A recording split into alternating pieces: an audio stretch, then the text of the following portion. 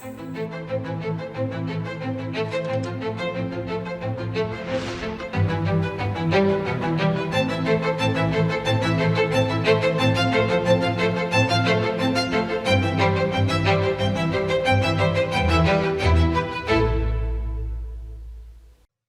વાલા દેશવાસીઓ, નમસ્કાર. આપણા જીવનમાં કેટલીક તારીખો એવી હોય છે જેને યાદ રાખવા માટે આપણે કેલેન્ડર જોવાની જરૂર નથી પડતી. આજે 26 જુલાઈ, આજે પણ એવી જ એક તારીખ છે. કારગિલ વિજય દિવસ છે. આ દિવસ આપણને ગર્વથી ભરી દે છે. આ દિવસ આપણને આપણા વીર જવાનોના અદ્ભુત સાહસની યાદ અપાવે છે.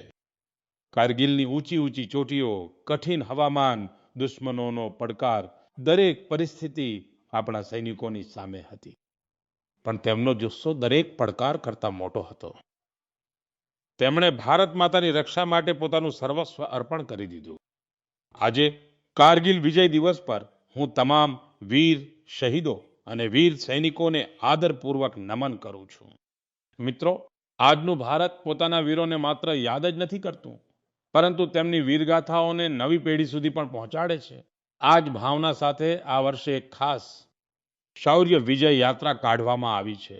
14 જુલાઈના રોજ દિલ્હીના નેશનલ વોર મેમોરિયલથી શરૂ થયેલી આ મોટરસાયકલ યાત્રા દ્રાસના કારગિલ વોર મેમોરિયલ સુધી પહોંચશે. તેનો સંદેશ છે one ride, one nation, one salute. આ યાત્રા આપણને યાદ અપાવે છે કે રાષ્ટ્ર માટે આપેલું બલિદાન ક્યારેય ભૂલી શકાય નહીં. મિત્રો, આજે ભારત પોતાના સૈનિકોના સાહસની સાથે સાથે પોતાની તકનીકી ક્ષમતાને પણ સતત મજબૂત કરી રહ્યું છે. થોડા દિવસો પહેલા ભારતીય નૌકાદળમાં INS મહેન્દ્રગિરીને સામેલ કરવામાં આવ્યું છે. આ આધુનિક લડાયક જહાજ ભારતમાં જ ડિઝાઇન કરવામાં આવ્યું છે અને ભારતમાં જ બન્યું છે. આમાં 75%થી વધુ સ્વદેશી વસ્તુઓનો ઉપયોગ થયો છે. આ આત્મનિર્ભર ભારતની વધતી જતી શક્તિનું પ્રતીક છે. આ જ મહિને DRDOએ પિનાકા લોંગ રેન્જ ગાઇડેડ રોકેટનું પણ સફળ પરીક્ષણ કર્યું. આ સફળતા પાછળ આપણા વૈજ્ઞાનિકો અને એન્જિનિયરોની સામૂહિક મહેનત છે. 2-3 દિવસ પહેલા જ DRDO એ કુશા મિસાઇલનું પણ સફળ પરીક્ષણ કર્યું છે.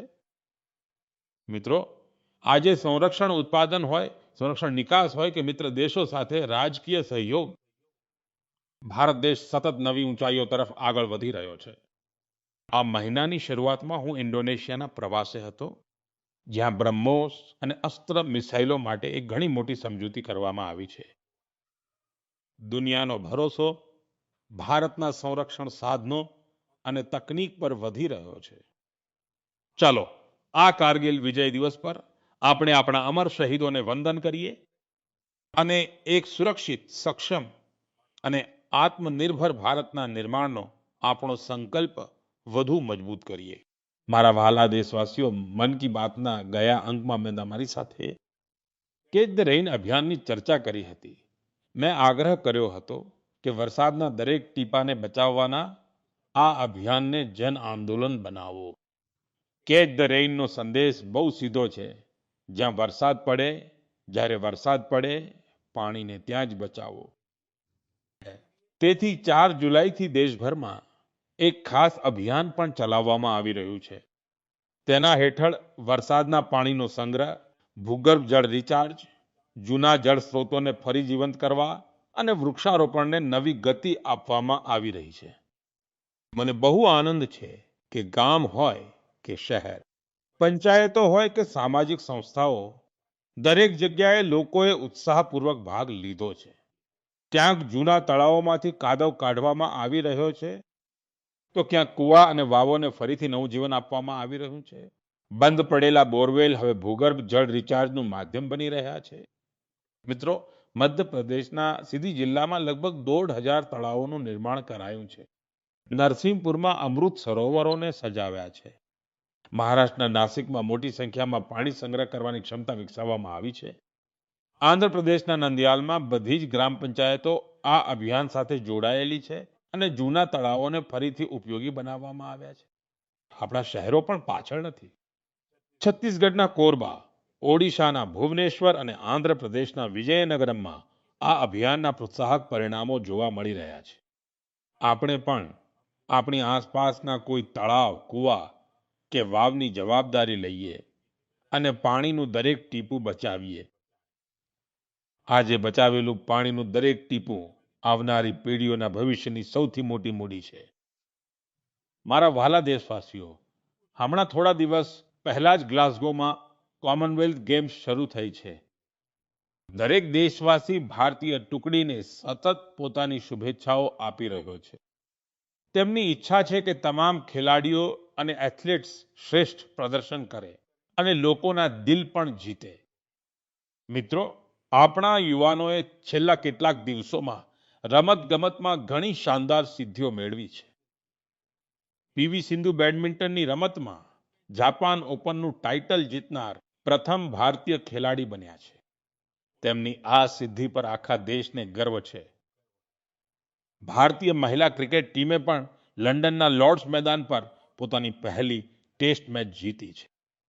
આ એક ઐતિહાસિક જીત છે. આપણી ટીમે 270 રનના મોટા અંતરથી આ મુકાબલો જીત્યો. પરંતુ વાત ફક્ત આટલી જ નથી. લોર્ડ્સના લાંબા ઇતિહાસમાં મહિલા ટીમની આ પહેલી ટેસ્ટ મેચ હતી. 1983માં આ જ મેદાન પર ભારતે પોતાનો પહેલો ક્રિકેટ વિશ્વ કપ જીત્યો હતો. આપણી નારી શક્તિએ અહીં દેશનું નામ રોશન કર્યું છે. મિત્રો, કેટલાક નાના પ્રયત્નો એવા પણ હોય છે જે ખૂબ મહત્વના હોય છે. મને કેરળમાં એર્નાકુલમના સાઉથ ચિત્તુરમાં રમતગમતના આવા જ એક પ્રયત્ન વિશે જાણવા મળ્યું છે. ત્યાંની એક શાળામાં સંસ્કૃત ક્લબ છે. અહીંના શિક્ષક અભિલાષજી ખૂબ જ અનોખી રીતે સંસ્કૃતને લોકપ્રિય બનાવી રહ્યા છે. આ યોજનાને અક્ષર કંદુક નામ આપવામાં આવ્યું છે, જેમાં સંસ્કૃતના અક્ષરોને ફૂટબોલમાં વપરાતા શબ્દો સાથે જોડીને સરળ રીતે સમજાવવામાં આવે છે. આનાથી શીખવામાં આનંદ મળે છે, સાથે જ રમતો પ્રત્યે લોકોનો લગાવ પણ વધે છે. મારા વહાલા દેશવાસીઓ, ગયા રવિવારે વિક્રમ-1ના સફળ પ્રક્ષેપણથી દરેક દેશવાસી ગર્વથી ભરેલો છે. આપણે સૌ ભારતીય અવકાશ ક્ષેત્રની આ ઐતિહાસિક ક્ષણના સાક્ષી બન્યા. આ ખાનગી ક્ષેત્ર દ્વારા વિકસાવવામાં આવેલું ભારતનું પ્રથમ રોકેટ છે. આપણા યુવા સંશોધકોએ એ કરી બતાવ્યું, જેની કલ્પના કરવી પણ મુશ્કેલ હતી. તેમણે અદ્ભુત કૌશલ્ય, ઉત્સાહ અને ધીરજ બતાવ્યા છે. લાંબા સમય સુધી આપણું અવકાશ ક્ષેત્ર ખાનગી ક્ષેત્ર માટે બંધ રહ્યું હતું. આ ક્ષેત્રમાં રસ ધરાવતા ઘણા યુવાનોને પોતાની પ્રતિભા બતાવવાની તક મળી રહી ન હતી. યુવાનોના હિતને ધ્યાનમાં રાખીને અમે અવકાશ ક્ષેત્રને ખાનગી ક્ષેત્ર માટે ખોલ્યું. આજે તેનું પરિણામ આખી દુનિયા જોઈ રહી છે. મિત્રો, આપણા યુવા મિત્રો વિજ્ઞાનમાં પણ ભારતનું મસ્તક ઊંચું કરી રહ્યા છે. સાયન્સ ઓલિમ્પિયાડ્સ દુનિયાની સૌથી મહત્વની સ્પર્ધાઓમાંની એક છે. આમાં મોટી સંખ્યામાં વિદ્યાર્થીઓ ભાગ લે છે. આ મહિને ફિઝિક્સ, કેમેસ્ટ્રી, બાયોલોજી અને ગણિત વિષયના ઓલિમ્પિયાડનું આયોજન કરવામાં આવ્યું હતું. આ સ્પર્ધાઓમાં ભારતીય ટુકડીનું પ્રદર્શન ખૂબ જ શાનદાર રહ્યું હતું. ભૌતિકશાસ્ત્ર ઓલિમ્પિયાડમાં આપણા તમામ 5 વિદ્યાર્થીઓએ સુવર્ણ ચંદ્રક જીત્યા અને ભારતે પ્રથમ ક્રમ મેળવ્યો. છેલ્લા એક દાયકામાં થયેલા દરેક ભૌતિકશાસ્ત્ર ઓલિમ્પિયાડમાં આપણા દેશના વિદ્યાર્થીઓએ સુવર્ણ કે રજત ચંદ્રક ચોક્કસપણે જીત્યા જ છે. આપણા બધા વિદ્યાર્થીઓએ કેમિસ્ટ્રી ઓલિમ્પિયાડમાં પણ સુવર્ણ ચંદ્રક જીત્યા. આ અત્યાર સુધીનું સૌથી શ્રેષ્ઠ પ્રદર્શન રહ્યું છે. બાયોલોજી ઓલિમ્પિયાડમાં પણ આપણા બધા જ વિદ્યાર્થીઓએ મેડલ જીત્યા, જેમાં એક ગોલ્ડ મેડલ પણ છે. જ્યારે મેથેમેટિક્સ ઓલિમ્પિયાડમાં આપણા વિદ્યાર્થીઓએ 2 ગોલ્ડ અને 4 સિલ્વર મેડલ જીત્યા. મને દેશની યુવા શક્તિ પર ખૂબ જ ગર્વ છે. એ જોઈને આનંદ થાય છે કે ભારતમાં ઓલિમ્પિયાડ્સ અને હેકેથોન્સનું કલ્ચર સતત વધી રહ્યું છે. મને વિશ્વાસ છે કે દેશના વધુ ને વધુ યુવાનો આવા ક્ષેત્રોમાં રસ લેશે અને ભારતનું નામ રોશન કરશે. મારા વહાલા દેશવાસીઓ, જ્યારે આવડત હોય અને કંઈક કરી છૂટવાની તમના પણ હોય ત્યારે દરેક રસ્તો સરળ થાય છે. કાશ્મીરની આ પરંપરાગત ચટાઈ વગુને લઈને આજે જે પ્રયત્નો થઈ રહ્યા છે તેમાં આની જ ઝલક જોવા મળે છે.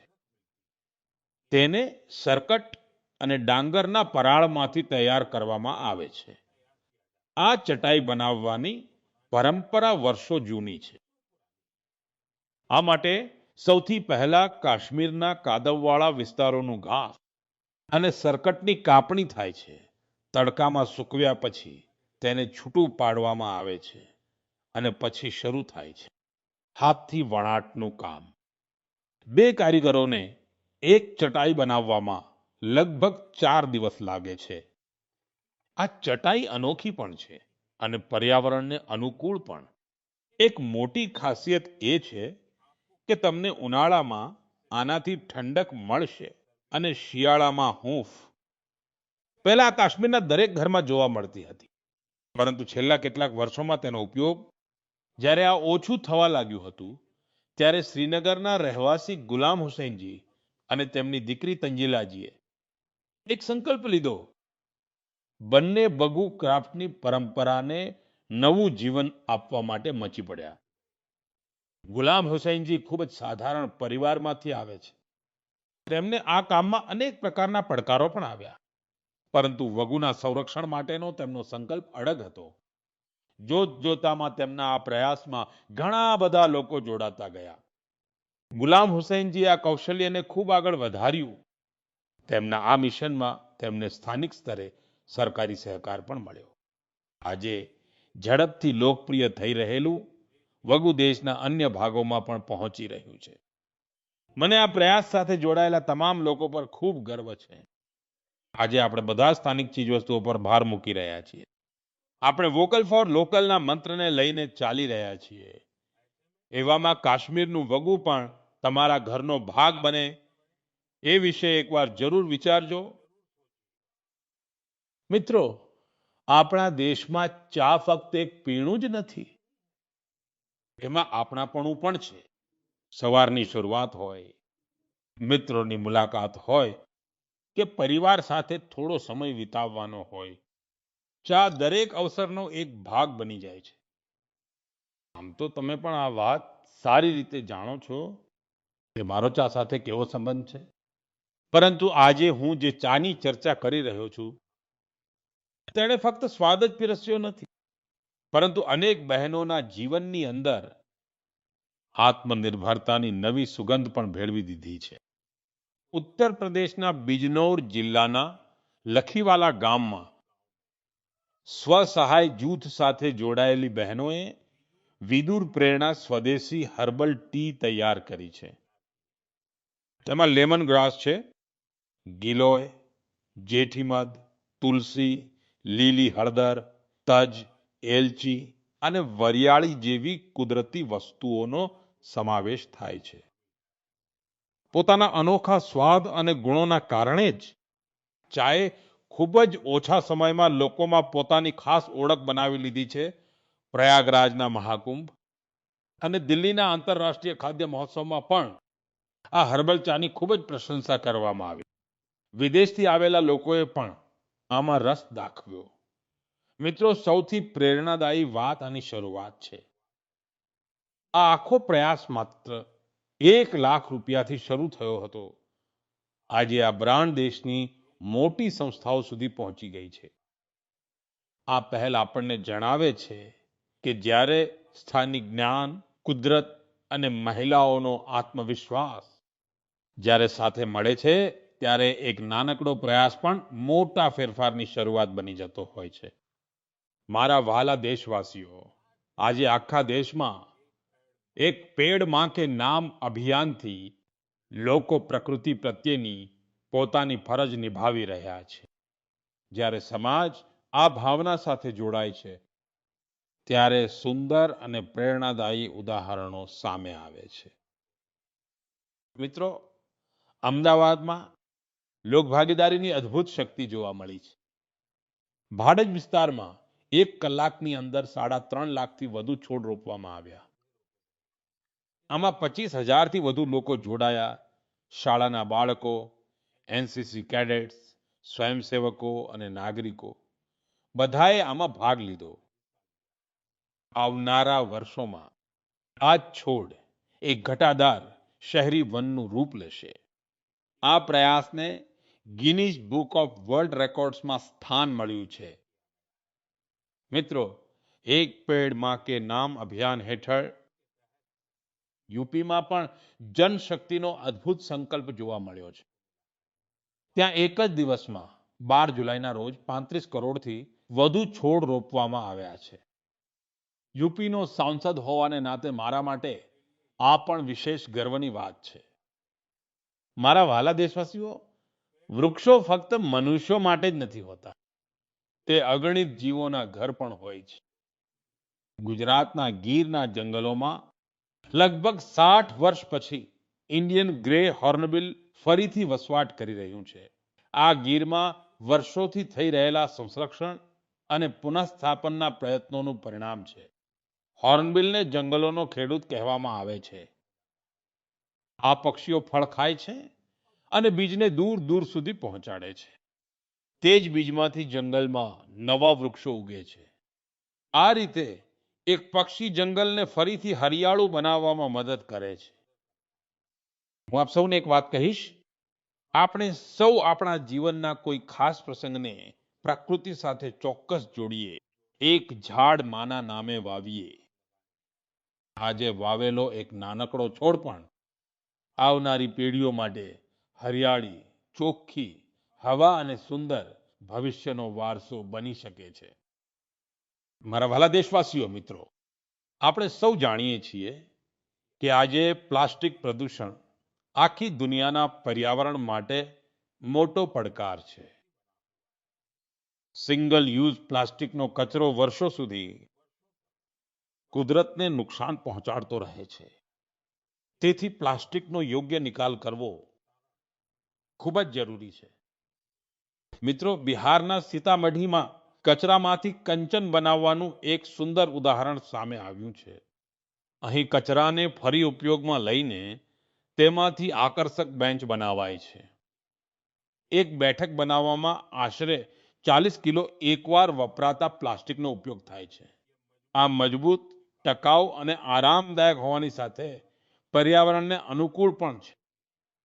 તેને સરકારી શાળાઓ, બગીચાઓ અને જાહેર સ્થળોએ લગાવાય છે. આનાથી લોકોમાં પર્યાવરણની જાળવણી અંગે જાગૃતિ પણ વધી રહી છે. આ પ્રયાસમાં સ્થાનિક સંસ્થાની સાથે જિલ્લા વહીવટી તંત્રની પણ મહત્વની ભૂમિકા છે. આનાથી સ્થાનિક સ્તરે રોજગારીની તકો પણ ઊભી થઈ રહી છે. સીતામઢીનો આ પ્રયાસ આપણને જણાવે છે કે રિડ્યુસ, રીયુઝ અને રિસાયકલ આજે માત્ર સૂત્ર નથી, પણ જીવનનો ભાગ બની રહ્યા છે. મિત્રો, તમને યાદ હશે કે ગયા વખતે મન કી બાતમાં મેં ગણેશ ઉત્સવની વાત કરી હતી. મેં આગ્રહ કર્યો હતો કે આપણે આપણા દેશની માટીથી બનેલા ગણેશજીની જ પૂજા કરવી જોઈએ. જે પીઓપીના ગણેશજી હોય છે કે વિદેશથી આવેલી મૂર્તિઓ હોય છે, તેના બદલે આપણે દેશની માટીના ગણેશજીને ઘરમાં સ્થાપિત કરવા જોઈએ. આ વિષય પર અનેક લોકોએ મને સંદેશા મોકલીને પોતાના વિચારો રજૂ કર્યા છે. લોકોએ જણાવ્યું કે તેમણે મારા આ આગ્રહને અપનાવ્યો છે. તેમણે સ્થાનિક માટીમાંથી તૈયાર થતા ગણેશજીની સ્થાપના કરવાનો સંકલ્પ લીધો છે. લોકોએ લખ્યું છે કે મન કી બાતમાં પહેલા આ વિશે ચર્ચા થઈ હતી, જેનાથી તેમને યોગ્ય સમયે યોગ્ય પગલું ભરવામાં મદદ મળી.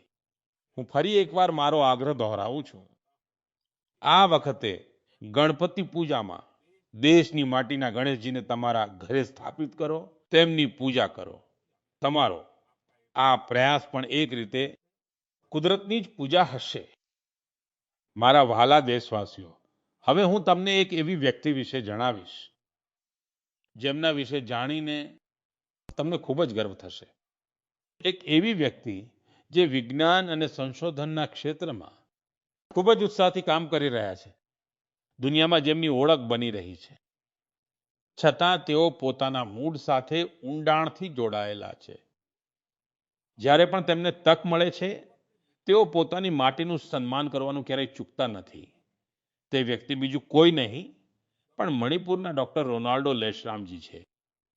નામ એમનું રોનાલ્ડો છે, પણ કામથી તેઓ એક ખગોળશાસ્ત્રી છે.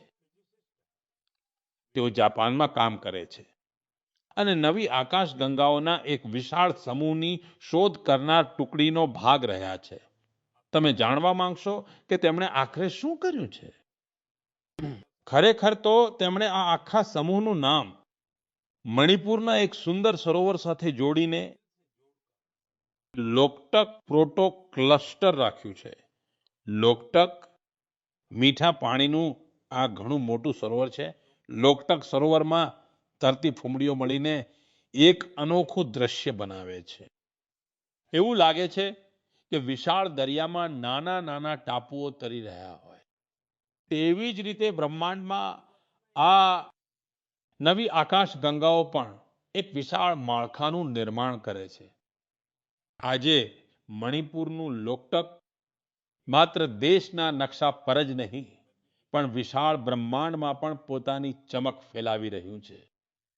આ સિદ્ધિ દરેક ભારતીયનું ગૌરવ વધારનારી બાબત છે. આનાથી આપણા યુવા મિત્રોને શીખ મળે છે કે તેઓ પોતાની પરંપરા સાથે જોડાયેલા રહીને પણ નવી ઊંચાઈઓને આંબી શકે છે. આ એવા મૂળિયા છે જે સિતારાઓની દુનિયાને પણ ઝળહળાવી શકે છે. મારા વ્હાલા દેશવાસીઓ, થોડા જ દિવસો પછી 7 ઓગસ્ટે આપણો દેશ રાષ્ટ્રીય હાથવણાટ દિવસ ઉજવશે. આ પ્રસંગે આપણે આપણા વણકર ભાઈ બહેનોની કુશળતા અને તેમની રચનાત્મકતાનો ઉત્સવ મનાવીએ છીએ. આપણા મિત્રો પેઢીઓથી ચાલી આવતી પરંપરાઓને આગળ ધપાવી રહ્યા છે. મિત્રો, હાથવણાટથી તૈયાર થયેલો દરેક પોશાક કોઈ ચોક્કસ વિસ્તાર અથવા સમુદાય અને આની સાથે જોડાયેલા અસંખ્ય લોકોની વાર્તાઓને સામે લાવે છે.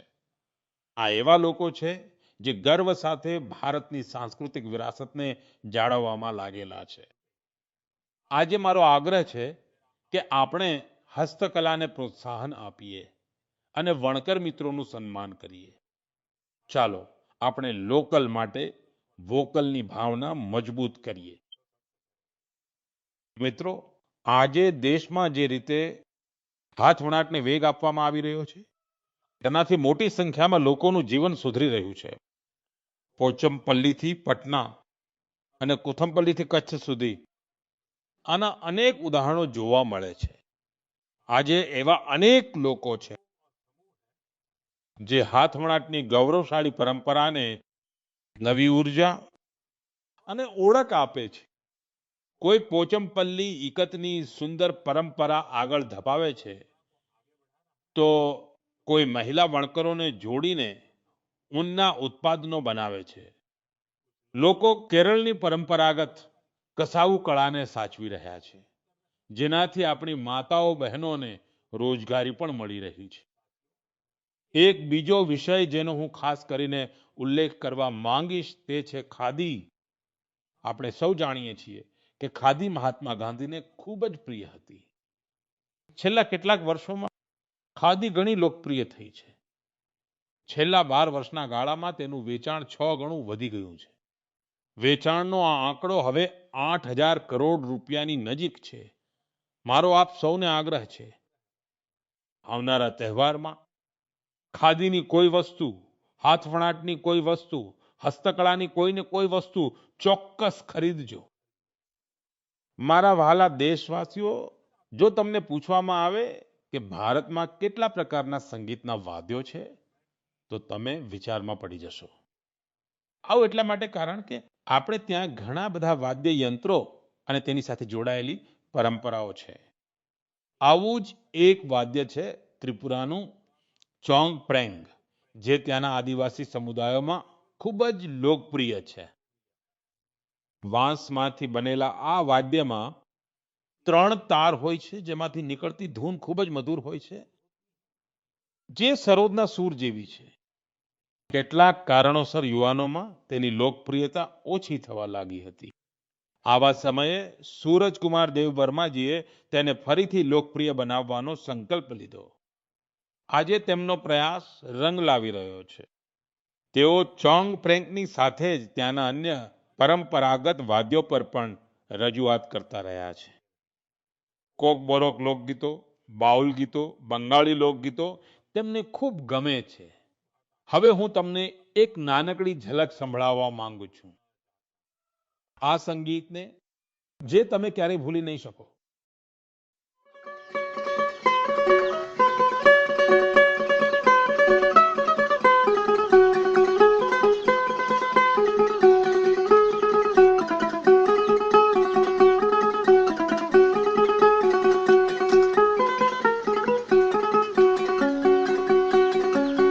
Dadu hanmale boki saniye hani sakano khani tola. મિત્રો, મને વિશ્વાસ છે કે આ સાંભળીને તમારા મનને ખૂબ આનંદ થયો હશે. મને દેવ વર્માજી પર ખૂબ ગર્વ છે. પરંપરાગત સંગીતને લોકપ્રિય બનાવવાનો તેમનો પ્રયાસ ખરેખર પ્રશંસનીય છે. મારો આગ્રહ છે કે તમે પણ તમારી આસપાસના પરંપરાગત વાદ્યોની માહિતી સોશિયલ મીડિયા પર ચોક્કસ શેર કરજો. તમારી આ કોશિશ બીજાઓને પણ પરંપરાગત ભારતીય સંગીત સાથે જરૂર જોડશે. મારા વહાલા દેશવાસીઓ, આવતીકાલે 27 જુલાઈના રોજ ભારત રત્ન ડોક્ટર એપીજે અબ્દુલ કલામજીની પુણ્યતિથિ છે. ડોક્ટર કલામના વ્યક્તિત્વમાં અનેક પ્રેરણાદાયી રૂપો હતા, પરંતુ તેમના હૃદયની સૌથી નજીક એક શિક્ષકની ભૂમિકા હતી. તેઓ બાળકો અને યુવાનોને મોટા સપના જોવા માટે પ્રેરિત કરતા હતા. સંજોગોવશાત આ જ અઠવાડિયે આપણે ગુરુ પૂર્ણિમાનો પવિત્ર પર્વ ઉજવીશું. આપણા માતા પિતા આપણા પ્રથમ ગુરુ હોય છે, શાળાના શિક્ષકો. આપણને અક્ષર જ્ઞાન આપે છે. ગુરુ પૂર્ણિમા એવા તમામ ગુરુઓ પ્રત્યે કૃતજ્ઞતા વ્યક્ત કરવાનો અવસર છે. હું દેશના તમામ શિક્ષકો અને ગુરુજનોને શ્રદ્ધાપૂર્વક પ્રણામ કરું છું. મિત્રો, થોડા જ અઠવાડિયા પછી આપણે આપણી સ્વતંત્રતાનો મહાપર્વ પણ ઉજવીશું. 15 ઓગસ્ટ દરેક ભારતીય માટે ગર્વનો દિવસ છે, કે એ અસંખ્ય વીરોને યાદ કરવાનો દિવસ છે, જેમણે ભારત માતાની આઝાદી માટે પોતાનું સર્વસ્વ અર્પણ કરી દીધું. તેમના ત્યાગ અને તપસ્યાને લીધે જ આજે આપણા હાથમાં તિરંગો છે. આ તિરંગામાં આપણા બંધારણના આદર્શો સમાયેલા છે. મિત્રો, છેલ્લા કેટલાક વર્ષોમાં હર ઘર તિરંગા અભિયાને સમગ્ર દેશને એક અદ્ભુત લાગણીથી જોડ્યો છે. દરેક ઘરે અને શેરીમાં તિરંગાનો ઉત્સવ દેખાય છે. આ વર્ષે પણ આપણે હર ઘર તિરંગા અભિયાનને પૂરા ઉત્સાહ સાથે આગળ વધારવાનું છે. પોતાના ઘરે પૂરા સન્માન સાથે તિરંગો લહેરાવવાનો છે. મિત્રો, દર વર્ષે 15 ઓગસ્ટ પહેલા તમે મને ઘણા વિચારો અને સૂચનો મોકલો છો. આ વર્ષે પણ તમે તમારા વિચારો માયગોવ પર જરૂરથી જણાવજો. હું તમારા સૂચનોની આતુરતાથી રાહ જોઉં છું. મિત્રો, મન કી બાતમાં આજે આટલું જ. આવતા મહિને આપણે ફરી મળીશું. દેશવાસીઓની અનેક નવી સિદ્ધિઓ અને પ્રેરણાદાયી પ્રયાસોની વાતો સાથે. ત્યાં સુધી મને રજા આપો. આપ સૌનો ખૂબ ખૂબ આભાર. નમસ્કાર.